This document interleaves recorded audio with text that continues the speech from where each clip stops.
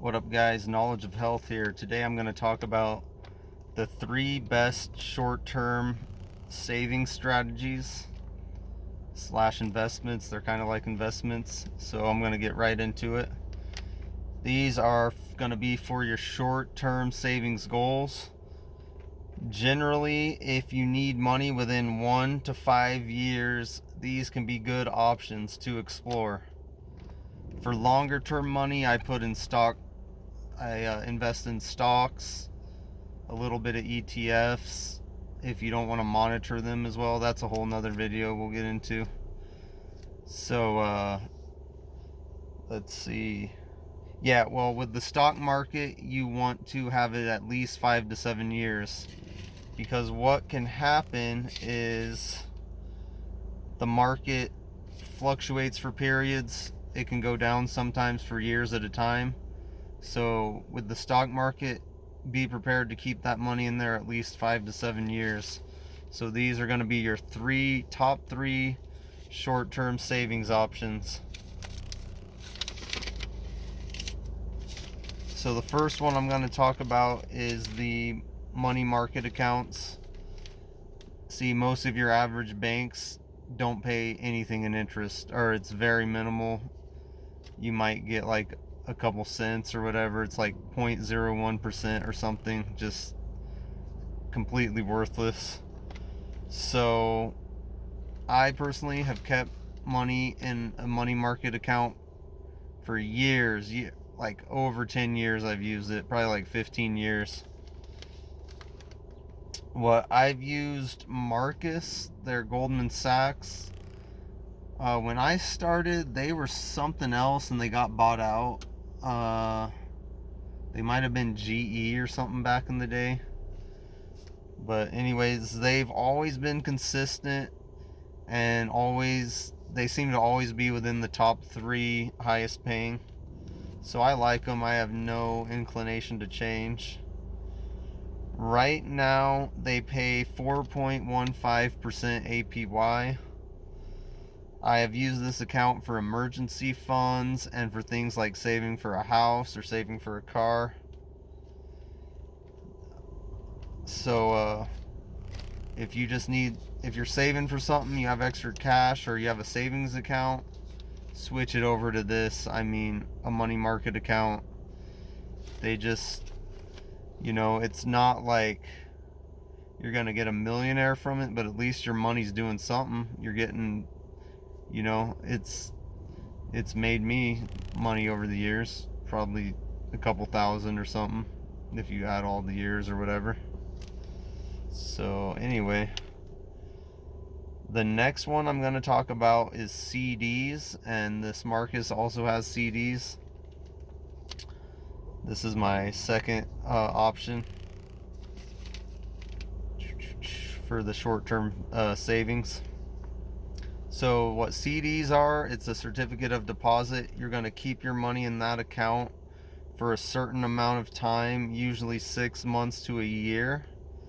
What I did about 2 months ago, I put 500 into a CD. They're doing a special term, and they're going to be doing it until September.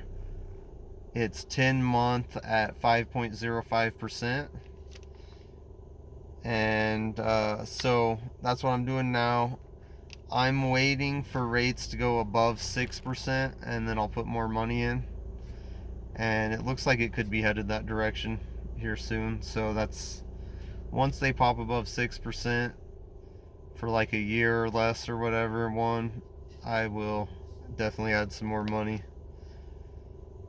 And there's a common strategy with CDs called laddering, and that's slowly at various times putting money into different CDs at different rates, different maturation dates. So say a new one comes higher, then you can add a little more. You don't necessarily want to put all your money into just one CD, because they could potentially go higher. In my opinion, CDs are finally starting to see rates that make them worth it. For most of my life or whatever, when I've actually had money, they haven't been that high a percentage. I think I remember in middle school my teacher explaining them, and they were pretty high then, but like I didn't have money back then, so Since I've been like an adult, these seem like they're not amazing, but they're not bad. Like 5.05%, I don't feel as bad. I mean, with stocks, you can make more, but there's risks and it could go down for years upon years at a time. So, for something stable, it's good to have some in there, I feel like. All right. The third and final one, they're government I bonds. How they work. They are issued from the U.S. Treasury. I bonds are also exempt from local and state taxes. I bonds cannot be cashed out for 1 year. And if you cash them out from years 2 to 5, you relinquish the previous 3 months' interest. To get the complete full interest, you must keep them for 5 years. You can put up to $10,000 per year and $5,000 of your tax refund for a total of $15,000 per year.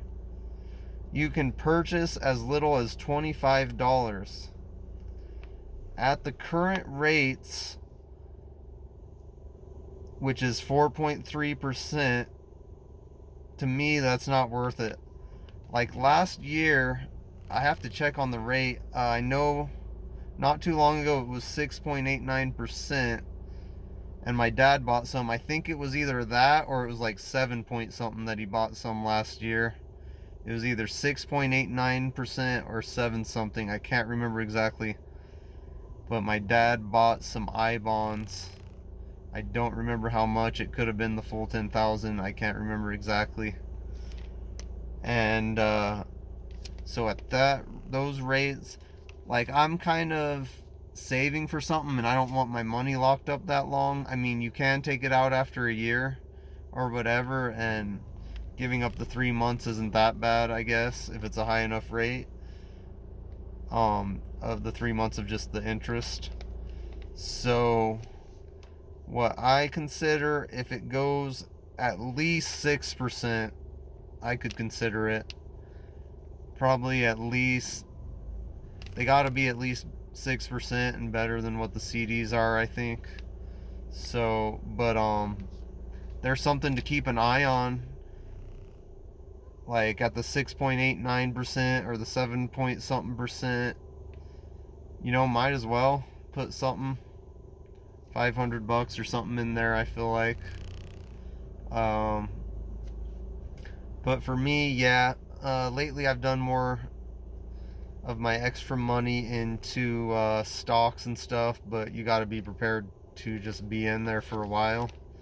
And I definitely use my Marcus money market account, and I've got money in there, and that's what I save for things, whether they're short term or long term or emergency fund. Any savings I put in that. So anyways, some of these things might not seem like a ton, but it adds up over a lifetime. And you look at the compound interest of things. You earn the interest, then that goes into your account, and then you're earning interest on interest, and over time it can snowball. So I mean, if you just have a savings account that's like paying 0.1% or whatever, yeah, just put your extra savings into that. And I'm into having an emergency fund and stuff. Maybe 1,000 at least. Start with that, because things happen. Your car can break down or whatever. So, and that's a good place to park it. All right, guys. So I'm hoping you guys learned something and you keep progressing financially. Just keep pushing yourself financially. Keep learning. Financial literacy isn't something they really teach in schools, so you might have to just teach yourself. All right, guys. Peace.